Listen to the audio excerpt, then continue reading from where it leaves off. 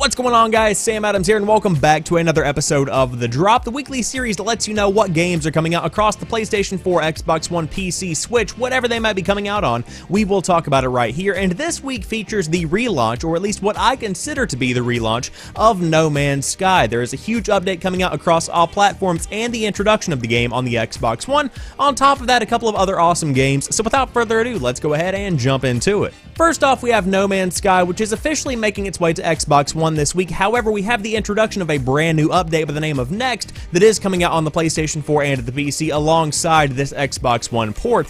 However, instead of reading the description of the game, like we did a couple of years back when the game officially launched, let's read this blog post that was put out in preparation for the Next update. On July the 24th, No Man's Sky Next will launch as a free update for the PlayStation PC, as well as launching on Xbox for the first time. We are focused on development, but we know people are hungry for details. Nearly 2 years ago, our small team of friends with a shared love of sci-fi opened up the universe of No Man's Sky for the first time. It was an innovative, weird, and at times lonely game. I loved that, and it reminded me of the science fiction books I grew up with. It was broad in a way that almost no other game is, but with 4 updates it has become broader and so much deeper too. That will be even more true with the launch of Next, bringing a full multiplayer experience. We can't wait for you to play, but hopefully you can see from the trailer that this is a very new experience. But why should you come back to No Man's Sky? If you were on the PlayStation 4 and the PC already, you've probably seen the updates that have come out, but what makes this week the week to come back to it? And also to Xbox players, why should you jump into the mix whenever the game has already technically failed when it comes to the public eye, really, on the PlayStation 4 and the PC? And when it comes down to it, there are 4 major enhancements, or at least enhancement categories that I can see. Multiplayer has been fully fleshed out. You can genuinely team up with a squad as you do in many other games and experience a lot of in-depth experiences within No Man's Sky. There has been a full visual overhaul. It's fully playable in first person or third person, both on foot and in ship. You can find new terrains, new textures, a whole bunch of enhancements in that section. Unlimited base building, which can be built anywhere on the planet instead of a restricted little area. Hundreds of new base parts. You can pretty much make whatever you want, and on top of that, you can command freighters, assemble and upgrade a fleet of frigates, and command them from the bridge of your freighter. Sean Murray does go on to say, "This is an incredibly important update for us, but it's also just another step in a longer journey, and we will continue to support No Man's Sky in this way for the foreseeable future. On behalf of myself and the team at Hello Games, I just want to say thank you. We are so excited to have made Next and to continue to improve and develop No Man's Sky because of you, the community who play, exploring and sharing this universe with us. It means so much to us. We hope you enjoy this and what follows, and we look forward to meeting you out there. Our journey continues." With the next update that's coming out this week, it makes No Man's Sky the game that should have launched in 2016. Without a doubt, it has been 2 years in the making. Many updates have come, but the game is finally at a state to where it does resemble what was promoted whenever the game was going through its promotional phase before it came out in 2016. This is the game that people expected. And so if you've never played before, now is the time to jump in. If you played and you were disappointed, it might be worth going back to, especially if you hung on to the copy. Now, I will say that looking at this game as a $50 game, it seems to be a bit steep. I think that after everything the community has been through, after everything that has happened with No Man's Sky, a solid $40 launch would have been a little bit more reasonable.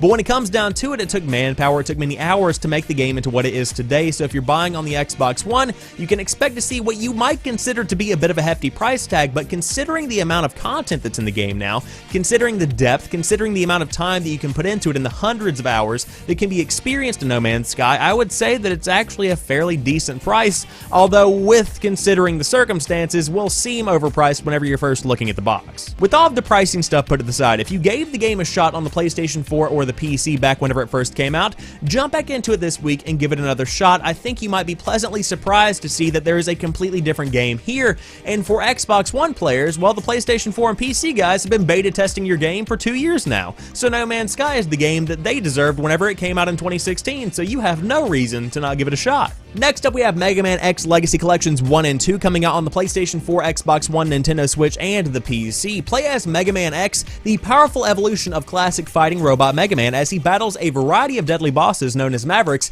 in 8 exhilarating action platformer games. Mega Man X Legacy Collection includes the legendary 16-bit titles and the series' exciting foray into 32 bits. Mega Man X, Mega Man X2, Mega Man X3, and Mega Man X4. The heroic robot grows stronger as as he takes down Mavericks and steals their weapons, and also has the ability to dash and wall jump for thrilling, fast-paced combat. Mega Man X's mysterious friend Zero also joins the fray as a playable character later in this collection. Mega Man X Legacy Collection 2 also spans 2 gaming eras, showcasing the evolution of the series with Mega Man X5, X6, X7, and X8. A third playable character, Axel, joins the cast in Mega Man X7 and Mega Man X8 as the series jumps into a new realm of 3D character models and environments. In addition to 8 iconic Mega Man X titles, both Mega Man X Legacy Collections 1 and 2 come with an armory of new features. Test your Maverick hunting skills in the new X Challenge mode, which pits players against 2 deadly bosses in a series of 2-on-1 battles. Think you can take down the slippery Chill Penguin and hulking Frost War simultaneously? Give it your best shot.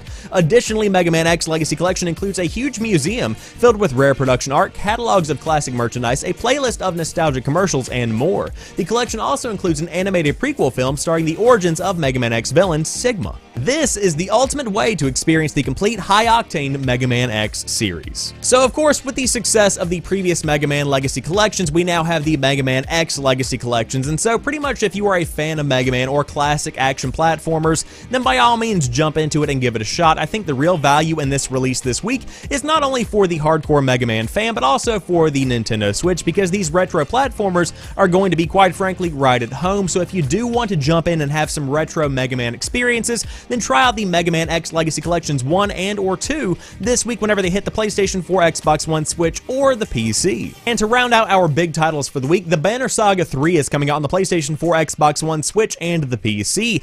Banner Saga 3 is the final dramatic chapter in the mature story-driven Viking RPG series, which has won over 20 awards and has been nominated for 4 BAFTA awards. As the world continues to crumble around you, who can you trust, how will you protect your allies, and what choices will you make as the darkness draws near? Witness the Banner Saga as you've never seen it before, as a dark force takes over and affects everything you've come to know in the beautifully hand-painted finale of the trilogy.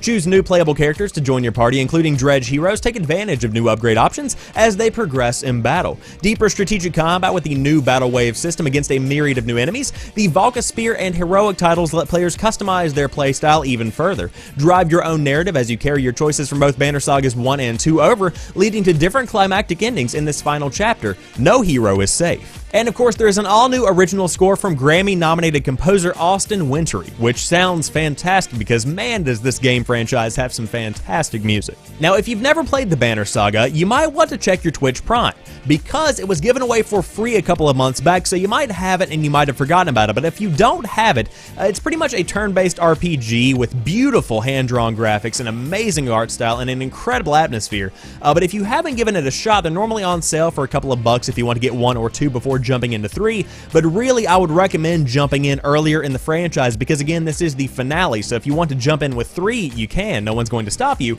but to really get the most of the experience, I would recommend going back and playing 1 and 2, or at least 2, you know, getting into something at the end of it is not as good as getting into it at the beginning.